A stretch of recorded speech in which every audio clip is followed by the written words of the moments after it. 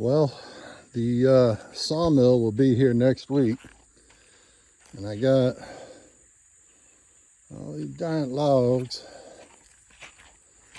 ready to go. Some of them have to be stripped still a little bit, but not bad. And I got these big old giant logs over here.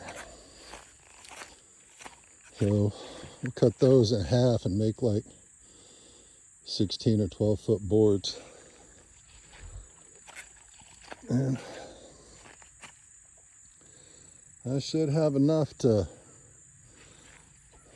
make a barn for those two up there. See how that works out for me. Well, that's the homesteading update. Found me a bunch of cool giant rocks. Might have to make me a little bit of a Stonehenge or something out here.